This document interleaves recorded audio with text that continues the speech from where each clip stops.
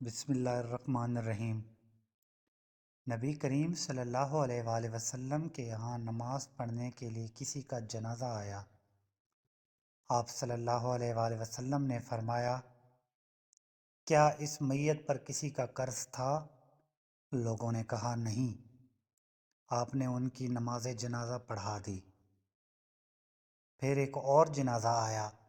آپ نے دریافت فرمایا، میت پر کسی کا قرض تھا؟ لوگوں نے کہا ہاں تھا۔ یہ سن کر آپ صلی اللہ علیہ وآلہ وسلم نے فرمایا کہ پھر اپنے ساتھی کی تم ہی نماز پڑھ لو۔ ابو قتادہ رضی اللہ تعالی عنہ نے عرض کیا، یا رسول اللہ صلی اللہ علیہ وآلہ وسلم، ان کا قرض میں ادا کر دوں گا۔ تب آپ نے ان کی نماز پڑھائی۔